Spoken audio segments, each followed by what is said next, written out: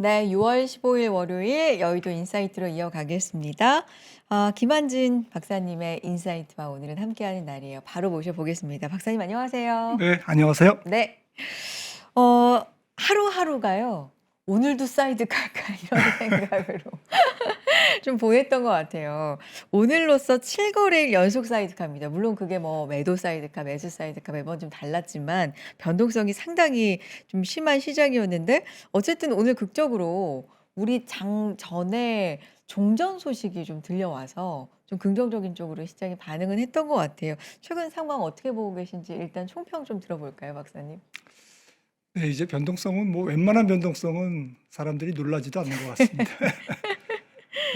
저는 뭐 지금 장세가 어, 실적이 집중돼서 잘 나오다 보니 네. 몇몇 기업에 좀 편중돼서 잘 나오다 보니 편중돼서 주가도 올라가는 것은 정상이다 라고 음, 생각을 하고 있고요. 다만 지난번에도 출연했을 때 말씀드렸듯이 과속은 항상 탈을 뭐 불편을 낳는다라는 거고 음, 지금 뭐 높은 유동성 시장에 저는 유동성이 많은 것 같아요. 네. 그리고 기업 실적 특정 기업의 편중된 실적이지만 이 양호한 기업 실적이 모든 매크로라든지 모든 뭐 전쟁 이슈라든지 이런 것들을 다 잡아먹고 있다. 그냥 다 싹 물리치고 있다. 뭐 닥치고 실적인 거죠. 음. 실적 장사인 것 같습니다. 그러니까요. 사실 변동성이 엄청 심하다고 해도 지난주 흐름만 봐도 한 주 동안에 막 서킷도 걸리고 뭐 매도 사이드카 매수 사이드카 정신이 없었는데 그러니까 지지난주죠. 시작 끝났던 그 지수와 지난주 끝났던 지수 일주일간을 비교해 보니까 변동 자체가 한 40 포인트 요 네. 정도밖에 안 되더라고요. 그쵸. 네. 예. 그니까 고 기간에 만약에 무슨 일이 있으셔서 못 보셨다 주가를. 그럼 그냥 뭐 별 동요가 없었네. 이런 정도의 주가인데 하루하루는 정말 엄청났던 뭐 거잖아요. 연초에 주식 사고 잠자면 뭐 코스피가 2배 이상 올라 있는 거죠. 뭐 2배 올랐네. 뭐 작년 하이닉스 사고 4월에 사 가지고 지금 이제 잠에서 깨어났다면 16배 올랐네. 음. 그런 거죠. 예. 지금 코스피가 연초에 4천이었으니까 뭐 한 2배 이상 올랐고 그렇죠. 작년에 4월이 2,400이었으니까 뭐 4배 정도 올랐는데 지금 그렇게 올랐는데도 코스피 PR이 7.5배. 7.5배는 2025 2년에 1,470포인트였던가요? 그때 코로나 때 엄청 떨어졌을 때. 그때가 7.5배예요. 그 정도 네. 수준이네요 지금. 지수가 그렇게 오. 올랐는데도 7.5배고 반도체 말씀드렸습니다마는 지금 반도체 시가총액 뭐 3,600조 정도 되는데 어 지금 이익은 한 600조잖아요. 그러니까 PR이 6배입니다. 하이닉스, 삼성전자 그렇게 올랐는데 6배. 음. 그거는 실적 전망이 네, 워낙 실적이 네. 뭐 다 모든 것을 다 그쵸. 설명하고 있는 거죠. 음. 말씀하셨듯이 유동성과 실적이 뭐 모든 악재들 다 잡아먹고 있는 것 같다. 물론 악재가 나오면 변동성은 굉장히 크지만 결국에는 우상향 쪽으로 귀결이 되는 이런 흐름들. 유동성이 그렇게 풍부해요, 지금 박사님? 저는 묘하게 풍부한 것 같습니다. 묘하게? 예. 네. 그러니까 최근에는 이제 유동성과 관련돼서 조금 유동성에 주름살을 줄 수 있는 부담을 줄 수 있는 요인들이 점점 증가하고 있습니다. 예를 들어서 전 세계적으로 지금 뭐 AI 투자를 위해서 계속 회사채를 발행한다든지 구글이 뭐 850억 달러 네. 한꺼번에 땡겼고 올해 뭐 그리고 최근에도 이제 IPO가 계속 일어나면서 지금 시장의 유동성을 흡수하고 있고 그리고 뭐 회사채 발행이 뭐 지난번에도 말씀드렸듯이 최근 뭐 작년까지만 해도 한 250억 달러 정도 연간 미국에서 그 정도의 이제 그 AI 투자를 위한 기업들이 그 정도 뭐 한 5대 하이퍼스케일러라고 봐야 되겠죠. 그런 기업들이 한 250조, 70조 정도 연간 그랬는데 지금 뭐 한 1,300조 정도 작년 올해 연속으로 그렇게 한 3배, 4배 이상의 회사채를 땡기고 있고 발행하고 있고 그러니까 뭐 이런 것들이 이제 유동성이 이제 굉장히 뭉텅뭉텅 이제 뭐 이렇게 빠져나가고 있습니다. 음.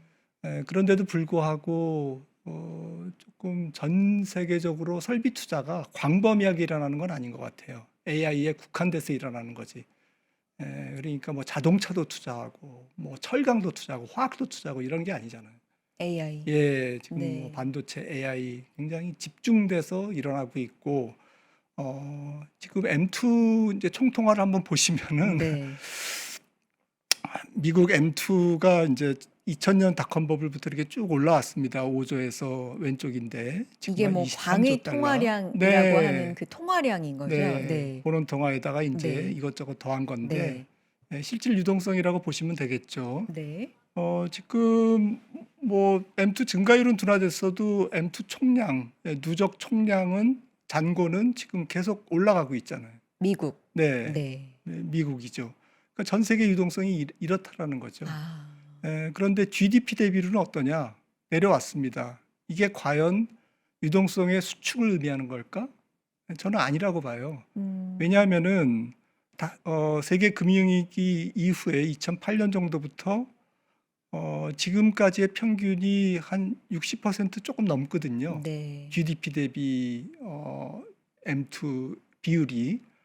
근데 지금 이것보다 평균보다 한 10% 포인트 높잖아요.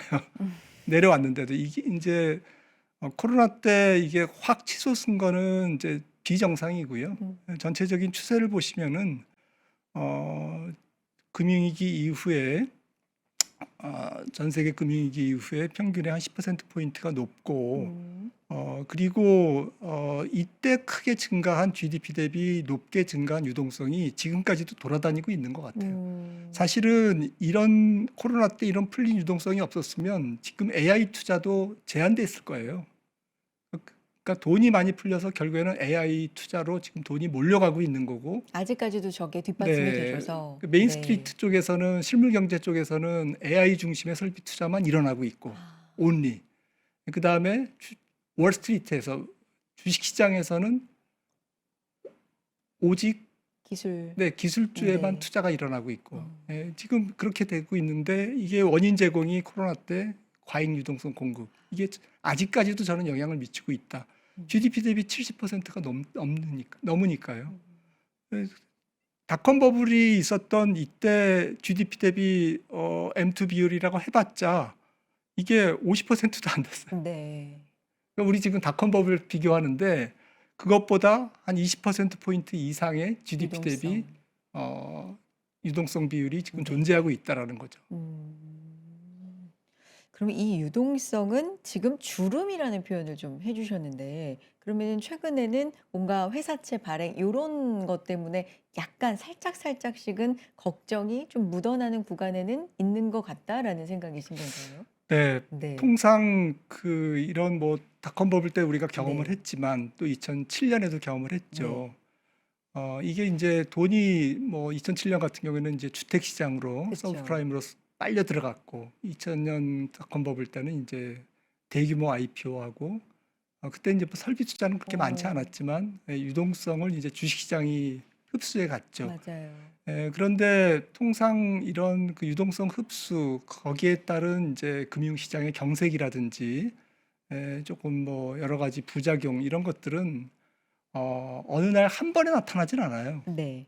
조금씩 뭐 누적 피로라고 하는 건데 물리학에서 퍼티그 페일러라고 이렇게 철사 같은 거를 계속 구부렸다 폈다 하면 그 응력이 계속 이제 작용하면서 이게 조금씩 피로도가 쌓여서 이게 누적된 피로도가 어느 순간 딱 임계점을 지나면 철사가 딱 부러지잖아요. 부러진다.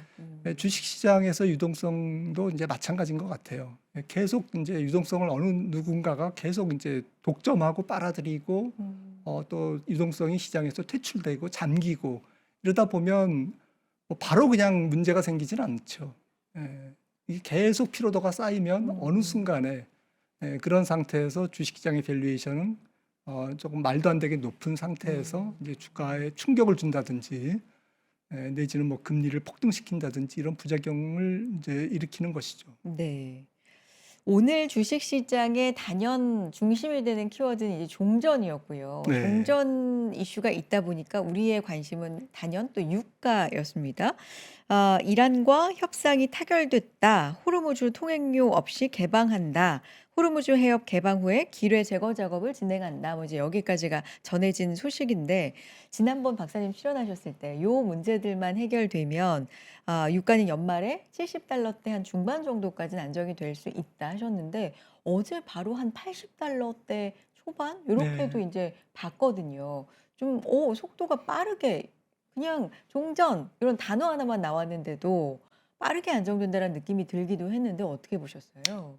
네. WTI 기준 네. 뭐 7월 불이 81불 네. 직접 보니까 정말 뭐 70불 대 금방 가겠네요. 그런데 이제 뭐 댈러스 연은에서도 지난번에 자료를 냈지만 그 호르무즈가 이제 3개월 정도 막히면 좀 유가가 연말에 한 70불 조금 올랐다가 100불 정도까지 올라갔다가 이제 연말에는 떨어지면 한 70불까지 간다 이렇게 봤는데 그때 자료가 나올 때보다는 지금 상황은 녹록치는 않은 것 같아요. 원유 시장을 둘러싼. 지금 전략 비축유도 지금 뭐 이게 완전히 바닥이 날 때까지 그 저기 소모하는 것은 아니거든요. 한 절반 정도 지금 방출돼 있기 때문에 이제 뭐 호르무즈가 뚫리고 기름이 이제 정상화가 되면 이게 또 재고를 이제 확충해야 되고 그리고 수송 체계도 지금 망가져 있고 또 중동에서 정유 설비도 또 에너지 인프라도 지금 망가져 있잖아요. 네. 지금 이란 공격을 받아서 그래서 걸프국들의 이런 인프라 저기 개선도 조금 정비도 있을 거고 기타 등등 이렇게 보면 이번에 그 원유 시장의 공급 충격이 70년대 두 번의 오일 쇼크보다도 한 2배 정도라고 보거든요. 물리적으로 딱 그 호르무즈를 틀어막았기 때문에 공급 충격이 정상의 한 14%가 지금 줄어 있는 상태라고 얘기를 하고 있는 건데 국제 에너지 기구에서 그 말을 조금 그 생각하면서 제가 분석해 보면 또 댈러스 연은이 한 연말에 70불 정도를 얘기했고 지금 근데 한 1분기가 아니라 살짝 지금 100일이 넘었잖아요. 네. 조금 넘었기 때문에 한 4개월 정도 그리고 당장 19일부터 완전히 배가 정상화가 다니느냐 이제 이것도 조금 약간 미지수고 좀 호르무즈와 관련돼서는 뭐 미국과 지금 이란 측이 조금 약간 다른 얘기를 하고 있어요. 돈 받는 문제에 대해서. 아. 네. 조금 뭐 좀 나와 실제로 네, 이제 MOU가 네. 밝혀져야 네. 이제 알 수 있겠지만 네. 그래도 이제 좀 서서히 단계적으로 호르무즈의 통행량이 증가한다라는 이제 그러한 전제에서 본다면 그럼에도 불구하고 저는 뭐 한 75불 정도는 갈 수 있지 않을까 연말에. 그렇게 보는 근거 중에 하나는 전 세계 전체적인 원유 수요 자체가 그렇게 왕성한 건 아니거든요. 원래 전쟁이 없었으면 60불대 가 있어야 돼요. 65불 정도 가 있었을 겁니다. 우리가 그 전에 네. 전쟁 전에 그 네. 정도 예, 수준이었잖아요. 예, 예, 예. 네. 64불이었죠. 네. 전쟁 전 1년 평균이. 네. 그러니까 한 75불 정도가 맞는 것 같아요. 음. 75불, 한 70불대 중반 정도가. 그래도 어딥니까? 굉장히 뭐 위기는 좀 벗어나는 거죠. 2월 정확하게 이제 말에 시작된 전쟁이 106일 만에 이렇게 종전 소식이 전해졌다 이러는데 사실 내심 저는 사실은 끝날 때까지 끝난 게 아니다. 정말로 이제 정말로 끝을 봐야 좀 안심이 될 것 같다라는 생각이 들기는 합니다. 왜냐하면 트럼프 대통령이 종전 얘기를 좀 많이 그동안에도 좀 해왔으니까. 근데 어쨌든 지금 뭐 굉장히 구체적으로 양쪽에서 얘기가 나오니까 이거는 정말 뭐 신뢰할 만하다. 지금 시장은 이렇게 받아들이고 있는 상황인데 이게 되게 또 공교롭게도 일부러 이런 거 아니야 할 만큼 공교롭게도 FOMC 네, 한 2-3일 전에 이 소식이 또 전해져서 FOMC의 영향이 정말 없지 않겠다 이런 생각이 드는데 박사님의 의견 듣고 싶어요. 일단 뭐 공급 측면, 그러니까 고유가로 인한 유가 상승으로 인한 뭐 인플레이션 압력은 시간이 지날수록 연말로 갈수록 낮아진다. 라는 것은 이제 팩트인 것 같고요. 그러면 FOMC에서도 멘트로 그렇게 나올 가능성이 이번에 뭐 그걸 높아지겠네요. 구체적으로 얘기하지는 네. 않겠지만 케빈 월시는 네. 일단 뭐 좀 말을 아낄 것 같습니다. 여러 가지로 말을 많이 하면 이롭지 않다라는 걸 본인이 잘 알 것 같고요. 음. 말을 아낀다는 것은 이제 이제 케빈 월시가 취임하기 전에도 이제 조금 점도표라든지 또 포워드 가이던스 이런 부분에 대해서 조금 뭐 이렇게 그거를 좀 축소하려고 하는 그런 얘기를 많이 했잖아요. 시장과의 소통이나 정보 네, 제공을 예, 좀 예. 전보다 안 하려는. 그것이 네. 오히려 이제 의사결정에 발목을 음. 잡힌다라는 이제 그런 측면에서 그렇게 얘기했기 때문에 케빈 러시는 이제 일단은 저런 걸 강조할 것 같아요. 좀 뭐 인플레이션의 인자는 그 높은 인플레이션의 인자는 존재한다. 고용 시장도 조금 식구는 있지만 여전히 괜찮고, 그다음에 이제 유가도 하락은 하지만 좀 지켜봐야 되는 거고, 또 관세 영향도 인플레이션에 대한 영향도 지금 거의 이제 없는 걸로 밝혀졌지만, 그래도 이제 조금 더 지켜볼 필요가 있고, 이런 이제 신중한 모드, 시장에 이제 안심을 주려고 인플레이션의 인자는 있지만 조금 지금 당장 대응하는 것보다는 이제 지켜보겠다라는 취지의 그런 뉘앙스를 풍길 것 같고요. 성명서는 조금 간결해질 것 같습니다. 그리고 점도표는 올라가겠죠. 3월 점도표는 이제 한 번 내리는 걸로 이제 지금 얘기를 했었는데 이번에는 이제 한 번 올리는 쪽으로, 그러니까 3.375였는데 3월에는 이번에는 3.625 정도로, 그러니까 한 번 올리는 걸로 지금 나올 것 같고요. 하지만 뭐 점도표가 한 번 올린다고 찍혀서 발표된다고 해서 시장이 그것 때문에 충격을 엄청 받을 거냐? 저는 뭐 안 받을 것 같고요. 아, 이미 그래요? 다 알고 있는 거고 패드워치에서도 지금 네, 선물 반영을. 시장에서 지금 그렇게 되고 있기 때문에 네. 케빈 러시가 혹은 뭐 연준의 선언문에서 긴축을 선언하는 그런 것만 없는 것만 해도 시장은 안도할 것 같아요. 결론적으로 이번 FOMC에서는. 네. 그 언제부터 최근에 그 금리에 대해서 시장이 걱정을 하기 시작했냐를 보면 고용이 상당히 뜨겁게 나오면서부터잖아요. 이게 거의 예상치 대비 2배 네. 나오면서 와, 이렇게나 고용이 높게 나왔는데 물가도 높을 게 자명하니까 연준이 좀 부담 없이 금리를 올리지 않을까라는 것부터가 최근 걱정의 좀 시작이었던 것 같은데 종전 얘기가 나오니까 그러면은 유가가 좀 내려가기 시작할 거고 그렇다면 고용 측면에서는 얘기가 어떻게 나올까요? 좀 뭐 이번에 2배 정도 잘 나온 건 일시적이었다. 뭐 그런 얘기들도 있으니까 뭐 월드컵 특수 뭐 그런 식으로 나올까요? 어떻게 될까요? 네, 뭐 전에도 출연했을 때 네. 말씀드렸지만 미국 경제의 고용 시장은 조금씩 식고 있습니다. 식고 있는데 그 식고 있는 게 중립 수준에서 식고 있는 게 아니고 불황 쪽으로 이렇게 다가가는 게 아니라 조금 비정상적으로 높았던 고용 시장, 너무 좋았던 고용 시장이 이제 중립 정도로 내려온 상태. 그래서 이제 시간이 지나면 다시 또 뭐 올라갈 수도 있지만 좀 내려갈 확률이 조금 높아 보이죠. 그래요. 예. 왜냐하면 지금 그런 상황이 많이 묻어 나오는 게 뭐 비록 AI 그저 금융하고 IT 쪽에 이제 제한된 그러한 모양이지만 AI로 인한 해고가 조금 그쪽에서 늘고 있는 거고요. 그리고 무엇보다도 이제 소비가 금방 급박하게 안 좋아지는 건 아닌데 최근에 한 2, 3개월의 물가 지표와 소비 지표를 보시면은 실질 소비 지출, 그러니까 명목에서 물가를 뺀 실질 소비 지출이 마이너스예요. 지난달에도 마이너스 0.5인데 이게 3개월째 마이너스입니다. 그러니까 물가가 높기 때문에 사람들이 돈을 벌어도 실질 소득은 물가를 감안한 실질 소득은 줄어든. 3개월째 지금 떨어지고 있는 거죠.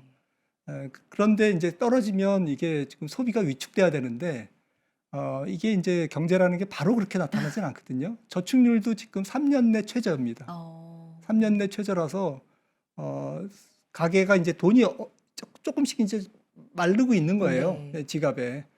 그런데 이제 뭐 돈 있는 사람도 있고 없는 사람도 있고 이래서 평균을 낸 그런 경제 지표는 그냥 그럭저럭 굴러가는데 조금 삐걱거리는 거죠. 그래서 저는 아래쪽일 가능성이 높고 그런 측면에서는 저는 이번 경기가 특별한 이유가 없다면 내년 정도에는 미국이 경기 둔화에 직면할 것 같아요. 진입할 것 같아요.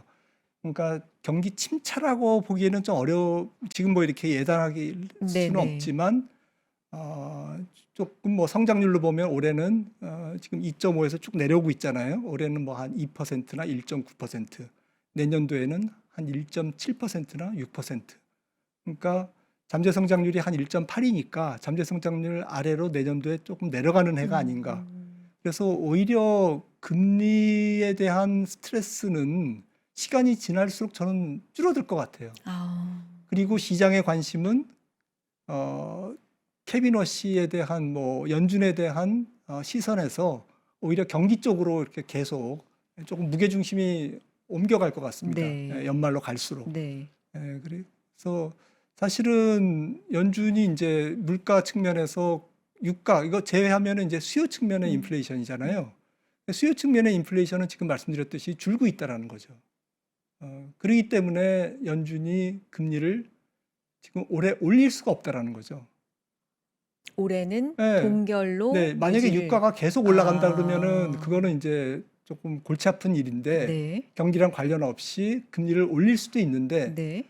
이제 이번에 이제 MOU가 정식적으로 해서 호르무즈에 배가 다니면 이제 공급 측면의 인플레이션은 이제 하나가 날아간 거니까 이제 수요 측면의 인플레이션만 보면 되는데 그렇죠. 수요 측면의 인플레이션은 지금 말씀드린 것처럼 고용이 조금 내려가기 때문에 그리고 사람들이 이제 쓸 돈이 계속 없어지면 조금 소비도 줄고 그것도 이제 인플레이션 안정 요인이고 또 이게 임금 상승률이 지금 네. 보시는 것처럼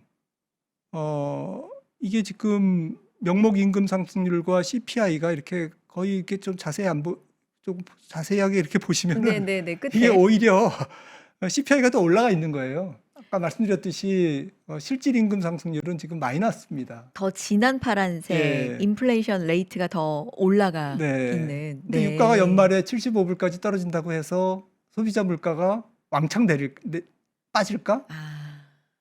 뭐 모든 걸 유가 탓으로만 돌릴 수는 없는 거거든요. 돈이 많이 풀린 거, 재정 지출 늘린 거, 그다음에 여러 가지 공급망 차질이 있는 거, 트럼프가 저기 해놓은 뭐 관세 인플레이션 이런 것들이 그냥 복합적으로 그렇죠. 사실은 최근 2, 3년간 쌓여 있는. 네, 쌓여 있는 거예요.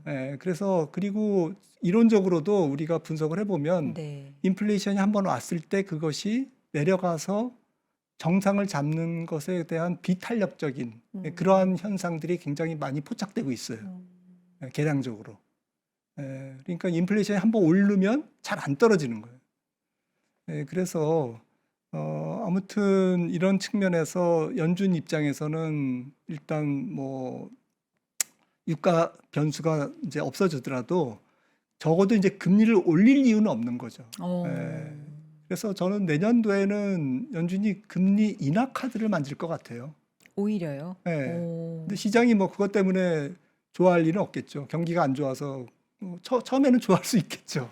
그 인하의 이유가 중요한데. 네. 네. 그러면은 이번에는 동결이 거의 확실하잖아요.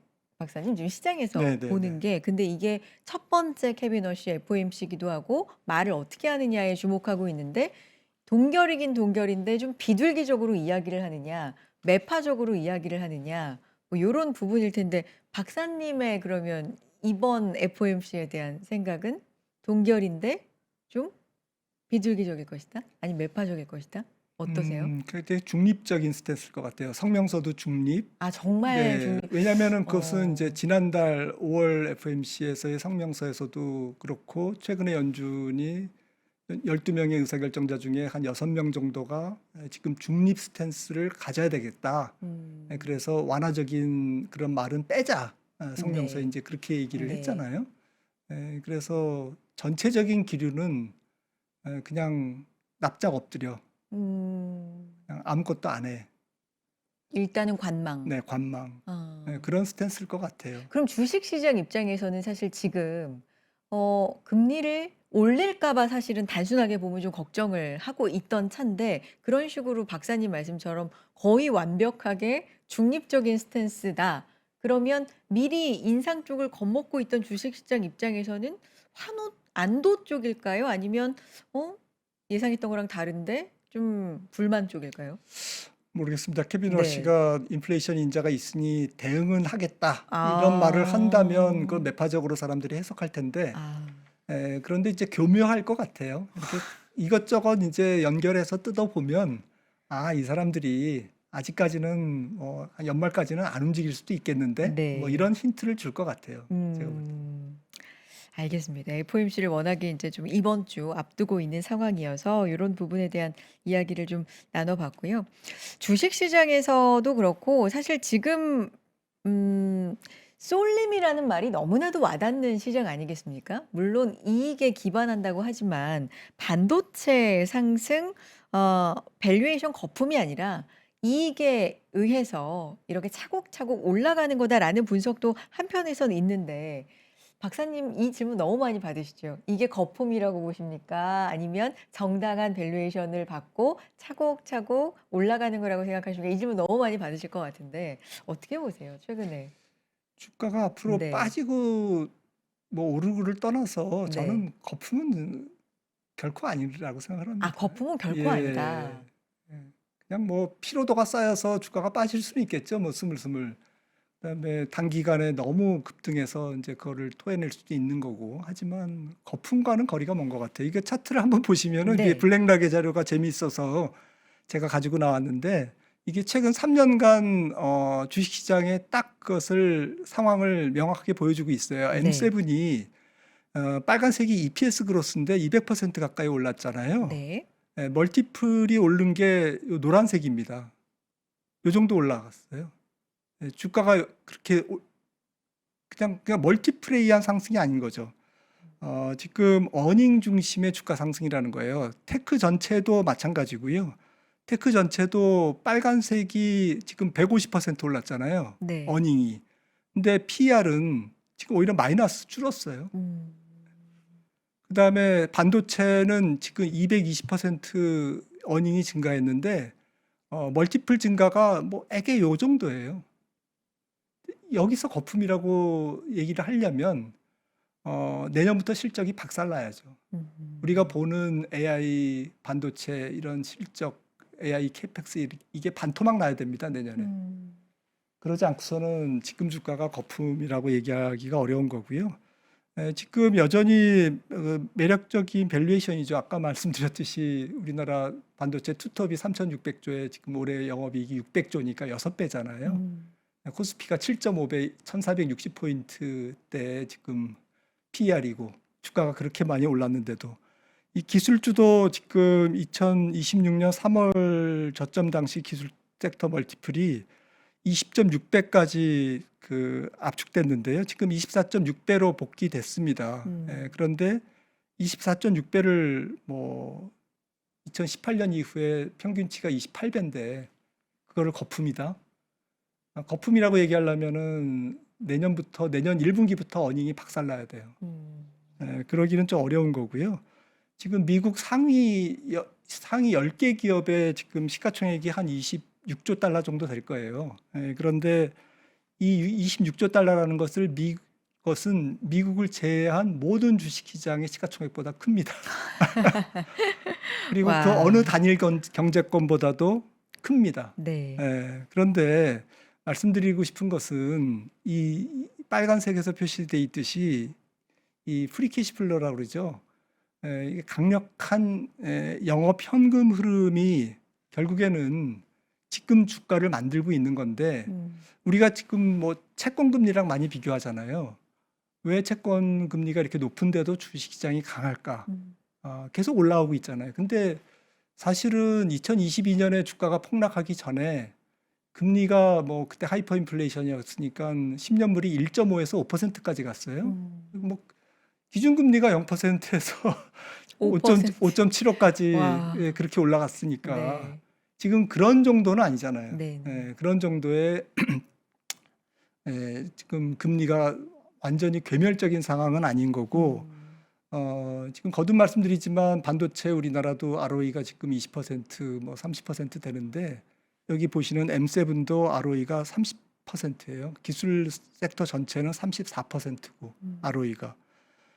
그러니까 2023년 그 전까지는 모르겠지만 3년, 4년, 5년, 6년 지금 한 3년, 4년간 주식시장이 선전한 것은 그리고 국채보다 압도적으로 수익률을 낸 것은 채권에 고정이자를 주지 않습니까? 쿠폰을 주는데 이 상장 기업의 영업 현금 흐름이 강력하게 복리 효과를 내고 있기 때문에 그런 거예요.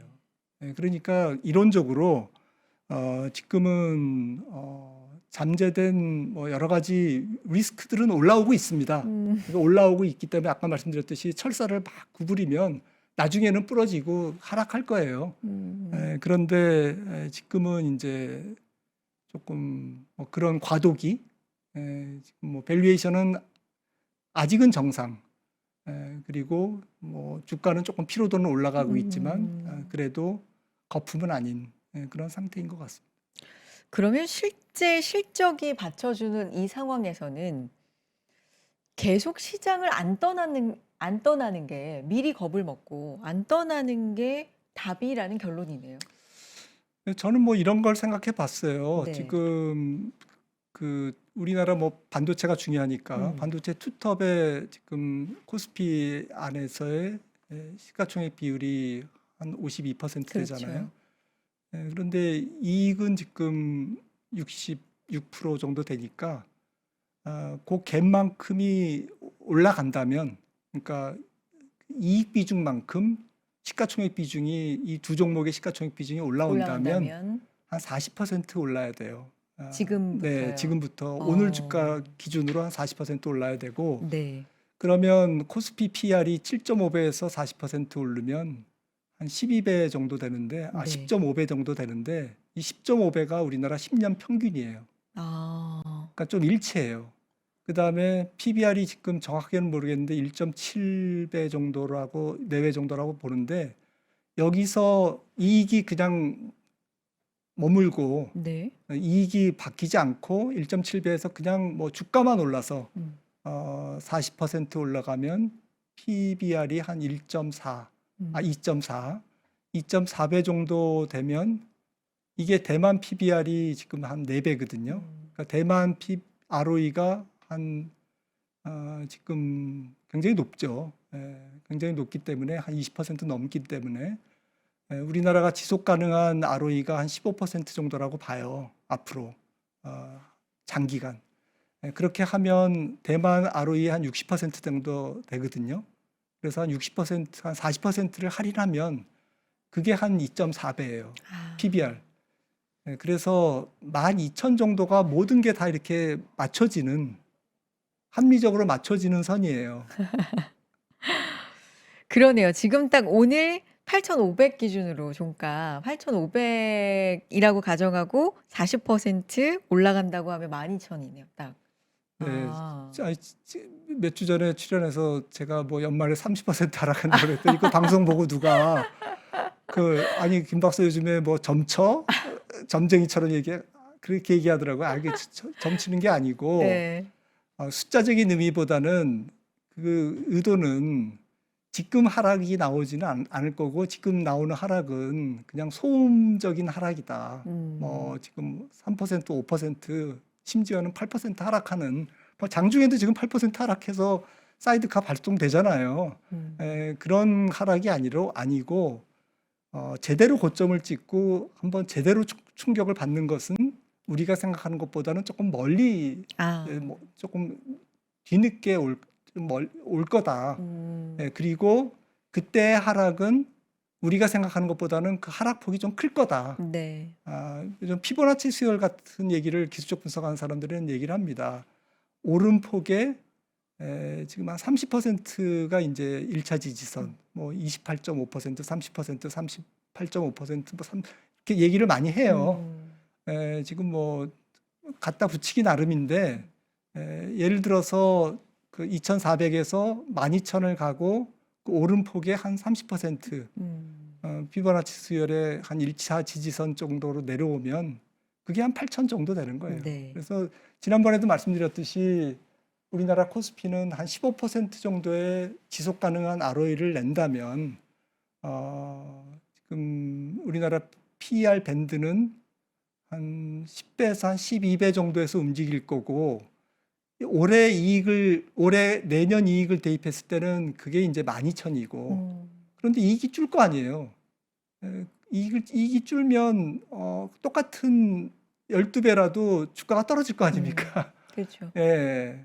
그래서 이제 지금 네, 기준으로는 한 10배에서 한 12배 사이에서 12,000. 움직이고 지금 기준은 이제 내년도 이익을 대입했을 때는 7배, 8배밖에 안 되니까 시장의 업사이드는 조금 남아 있는 것 같습니다. 이제 제가 지인한테 이제 그렇게 말씀을 드린 거예요. 네, 예. 점치는 게 아니라 예, 예. 어떤 근거에 의한 겁니다. 삼전과 닉스의 시총 비중과 지금 이익과의 괴리, 그만큼만 지금 기준으로 채워도 40% 정도 업사이드의 여력이 있다. 네, 그리고 네. 반도체 사이클이 네. 좀 괴멸적으로 하락하기보다는 조정이 와도 부드럽게 하락하면 한 30% 고점 대비 한 30% 조정 정도로 끝날 것 같습니다. 근데 옛날처럼 뭐 삼성전자가 하이닉스가 적자 들어가고 이럴 정도면은 그건 뭐 말이 네, 당연히 다른 그때는 거죠. 예. 유연하게 좀 바꿔서 예, 봐야 예, 되겠지만 예. 지금으로서는 방금 말씀해 주신 그런 내용으로 가게 될 것이다라는 말씀이십니다. 점치는 거 아니시고요. 네. 분석을 해 주시는 거죠. 네. 그 변동성에 대한 얘기. 근데 이제 이렇게 잘 가는 것과 별개로 변동성은 우리가 감수해야 되는 부분이 일단 어느 순간 된 것 같아요. 뭐 7거래일 연속 사이드카 이게 흔한 일은 아니지 않습니까, 박사님? 네. 그러면 전략적인 측면을 여쭤본다는 게 좀 송구하지만 이럴 때는 너무 부안해동하지 않는 게 이익에 따라서 좀 무겁게 가는 게 수익을 극대화시키는 방법일까요? 그렇죠. 네. 그래서 프로와 아마의 차이는 결국에는 이제 밸류에이션을 봐야 되는 거죠. 예, 그래서 뭐 반도체 PER이 지금 6배니까 네. 뭐 한 8배 정도까지 오면 팔겠다. 뭐 한 코스피 PER이 지금 7.5배니까 네. 뭐 나는 뭐 한 8배, 9배 정도 되면 팔겠다. 뭐 나름의 기준을 음. 가지고 대응을 해야 좀 덜 피곤할 것 같아요. 맞든 틀리든. 근데 그게 맞을 것 같아요. 네. 일단은 이익 네, 기준으로 그리고 지금은. 이제 금리가 만약에 뭐 주식시장은 우리가 합리적으로 아무리 생각해도 너 이거는 몰랐지 하면서 훅 치고 들어오는 거지 않습니까? 그렇죠. 그래서 뭐 그런 금리가 폭등할 변수들. 수 있죠. 네. 예, 금리가 갑자기 뭐 10년물이 6%, 5% 넘고 뭐 5.5%갈 수도 있잖아요. 그래서 금리가 만약에 5% 넘으면 이거는 철저하게 위험 관리를 해야 된다. 그러니까 금리 레벨에 따라서 조금 현금 확보 비중 이런 것들을 조금 정해 놓으신다든지 그런 합리적인 기준점들을 몇 개 이렇게 마련해 놓으시는 게 좋을 것 같아요. 실적, 뭐 PER, 밸류, 금리 이런 기준들은 좀 마련을 해 놓는 게 네. 좋을 것 같다. 그런데 말씀을 들어보니까 당장은 아니어도 금리 쪽에서 뭔가의 변수가 생기면 그때는 좀 시장을 뷰를 약간은 보수적으로 볼 필요도 있다. 이런 말씀으로 들리네요.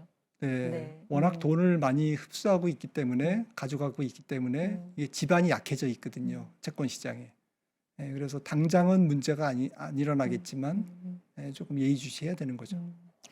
알겠습니다. 박사님 다음에 또 뵐 때 어떤 일이 있을지 점쳐 주시기를 요청드리지 않고 분석해 주시기를 또 계속해서 요청드리겠습니다. 오늘도 분석 정말 감사하고 잘 들었습니다. 김한진 이코노미스트와 함께했습니다. 고맙습니다. 네, 감사합니다. 네. 구독 서비스 여러분 잘 이용하고 계시죠? 이건희 대표님 클로징 벨 라이브 통해서 저희와 매일 함께해 주고 계시는데 이건희 대표님의 단독 구독 서비스 드디어 정식으로 찾아왔습니다. 혼란스러운 변동성 장세 속에서 흔들림 없는 투자 나침반이 되어 주실 거예요. 많은 분들께서 이건희 대표님에게 뭐 주식시장의 신경 안정제다 이런 표현을 써 주시는데 그렇게 안정을 중심을 잡아 주실 구독 서비스 많이 이용해 주시길 바라겠습니다. 여전히 사랑받고 있는 박병창 대표님, 이선엽 대표님, 김장렬 센터장님, 장우진 대표님, 박명석 큐레이터님, 이건희 대표님 이렇게 훌륭한 강사진의 날카로운 시황 분석 교육 계속해서 구독 서비스 통해서 이용해 주시고 시장에서 도움 받아 보셨으면 좋겠습니다. 자, 그리고 또 하나 안내를 해 드리겠습니다. 보험금을 혹시 청구했을 때 보험사에서 현장 조사를 나오겠다 뭐 이런 문자 받고 가슴 철렁한 적 있으셨는지 모르겠어요. '내가 뭘 잘못 썼나? 보험금 혹시 안 주는 거 아니야?' 이런 걱정을 하신 경험도 있으셨을지 모르겠는데 오늘 아주 중요한 꿀팁 하나 드리고 저는 물러가겠습니다. 우리 소비자에게는 손해사정사 선임권 제도라는 아주 든든한 제도가 있거든요.